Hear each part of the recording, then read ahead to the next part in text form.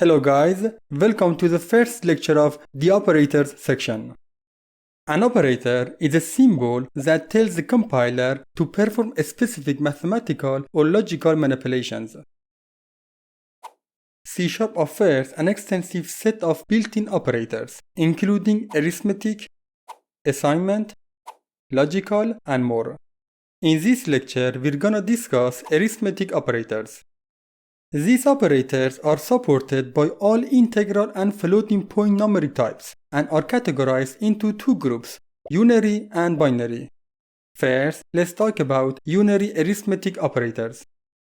These operators encompass increment, decrement, unary plus, and unary minus operations. The plus operator returns the value of its operand. It doesn't change the value itself, but rather serves as a visual indicator. This operator is not commonly used compared to other operators. We use the minus operator when we need to indicate the opposite or negation of a value. The uline type doesn't support the minus operator. Okay, the increment operator increases the value of a variable by 1. It can be used in two different ways. 1. Prefix increment. In this form, the value of the variable is incremented before it's used in an expression. For example, here, first, the x variable incremented to 6, then is assigned to the y variable. 2. Postfix increment. In this form, the value of the variable is used in an expression first and then it's incremented. For example, here, the initial value of x variable, which is 5, is first stored in the y variable. Then, the x value is incremented by 1.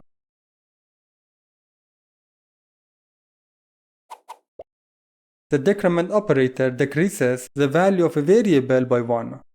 Similar to the increment operator, it can also be used in prefix and postfix forms. In the prefix decrement operator, the value of the variable is decremented first and then used in an expression.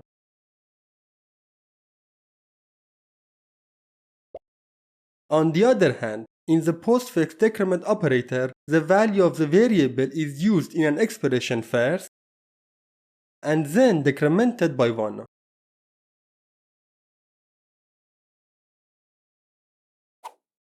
Alright, now let's talk about binary arithmetic operators.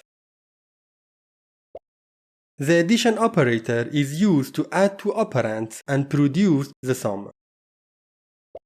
This operator can also be used to concatenate two string objects. The subtraction operator is used to subtract the second operand from the first operand and produce the difference.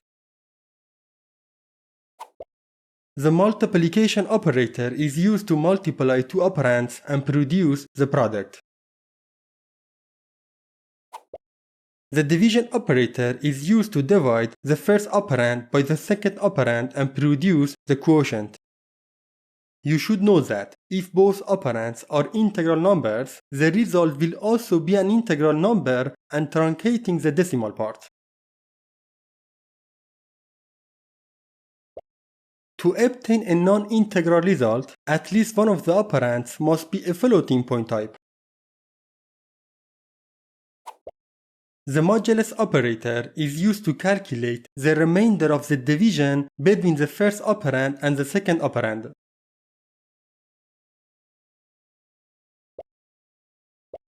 Alright, before delving deeper into operators, let's first explore two key concepts: operator precedence and operator associativity.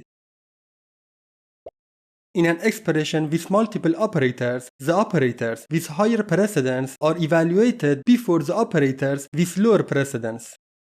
Here's the order of arithmetic operators listed from highest precedence to lowest. For example, here, the division has a higher precedence than addition, so the division operation is performed first in the expression, As a result, the x value would be 12. Alright. Parentheses can be used to explicitly specify the order of evaluation in an expression. Operations within parentheses are always evaluated before operations outside of them. For instance here, if we enclose the expression 8 plus 16 within parentheses, this time the result would be 6.